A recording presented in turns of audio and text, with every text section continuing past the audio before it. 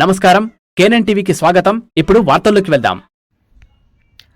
అర్హులైన వారందరికీ ప్రజాపాలన కార్యక్రమం క్రింద లబ్ధి చేకూర్చడం జరుగుతుందని బాన్స్వాడ సబ్ కలెక్టర్ కిరణ్ మయ్యి అన్నారు.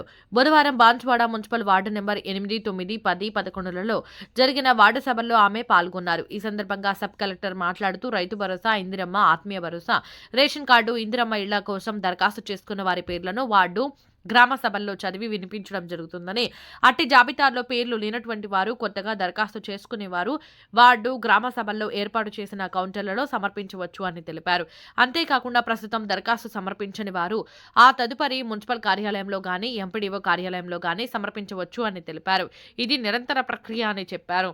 వార్డు గ్రామ సభల్లో చదివిన జాబితాల్లో అనర్హులు ఉంటే తెలియజేయాలని, అభ్యంతరాలు, ఆక్షేపణలు ఉంటే పూర్తి వివరాలు తెలియజేయాలని తెలిపారు. అనంతరం నర్సురుల్లాబాద్, బిర్కూరు మండలం తిమ్మాపూర్లలో జరిగిన గ్రామ సభలలో సబ్ కలెక్టర్ పాల్గొని గ్రామ సభల్లో నిర్వహిస్తున్న వాటిని పర్యవేక్షిస్తున్నారు. గ్రామస్తులు, పట్టణవాసులు తెలిపిన అభ్యంతరాలను అధికారులకు తెలియపరుస్తున్నట్లు పేర్కొన్నారు. ఆయా సభల్లో మండల ప్రత్యేక అధికారులు, మున్సిపల్ చైర్మన్ గంగాధర్, మైనారిటీ జిల్లా అధ్యక్షులు అబ్దుల్ ఖాలేక్, అంజిరెడ్డి, మున్సిపల్ కౌన్సిలర్లు మన్సూర్, అధికారులు, తహసీల్దార్లు, ఎంపీడీఓలు, పంచాయతీ కార్యదర్శులు, వ్యవసాయం, పంచాయతీ, గ్రామీణాభివృద్ధి శాఖల సిబ్బంది, గ్రామస్తులు పాల్గొన్నారు. ప్రతి ఒక్కరికి 200 యూనిట్లు కరెంట్ మాఫీ, మరి గ్యాస్ సిలిండర్ 500కే, మరి ఇటువంటి అన్ని కార్యక్రమాలు ఉన్నాయి. బస్ ఫ్రీ, ఆడవాళ్ళ కోసం బస్ ఫ్రీ కార్యక్రమం ఉంది.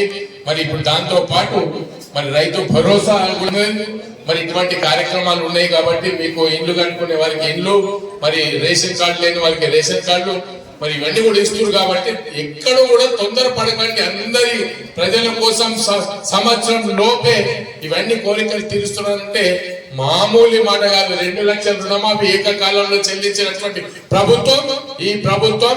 మరి ఇటువంటి డైనమిక్ ముఖ్యమంత్రి పనిచేస్తున్నారు. మరి ఇంకా 4 సంవత్సరాలు ఇంకా టైం ఉంది. కాబట్టి మీకు ఏమేమి కోరికలు, అన్ని కోరికలు తీర్చడం కోసం రెడీగా ఉన్నారు. కాబట్టి మరి సీనన్న గారి నాయకత్వంలో ఈ కాన్స్టిట్యున్సీలో ఎన్నో ఇల్లు కట్టించింది, ఇంకా ఎన్నో కట్టించేది ఉంది. ఇంకా చాలా 4 సంవత్సరాలు పూర్తి అయిందాకా అన్ని కోరికలు తీరిపోయి ఇక మాకు పని లేదు లేదు లేదు, ఈ రోడ్లు వద్దు. ఇప్పుడు ఆల్రెడీ రోడ్లు అన్ని వేసేసి నీళ్ళు వస్తున్నాయి. మరి ఇక్కడ కట్టుకునే వారికి ఇల్లు ఇచ్చిండ్రు. ఇక మీ కోరికలు అన్ని అయిపోయినాయి. ఇంకా కావాల్సిన వాళ్ళకి కూడా అన్ని కోరికలు తీర్చుతామని మనవి. ఇక్కడ రూపురేఖలు మొత్తం మార్చేసినాం. ఏ విధంగా ఉండే పరిస్థితి, ఎట్లా ఉండే వాసన కథ, అటువంటిది డ్రైనేజ్ కట్టి, గల్లి గల్లికి డ్రైనేజ్ కట్టి, సిసి రోడ్ పెద్ద డ్రైనేజ్ కట్టి శుభ్రంగా చేసినాం. ఇక బాధ్యత మీది. ఆ శుభ్రం ఉన్నటువంటి దాన్ని మళ్ళా దుర్వాసన లేకుండా, ఎటువంటి చెడు వాసన రాకుండా జాగ్రత్తగా మెయింటైన్ చేసుకోవాల్సిన బాధ్యత మీది.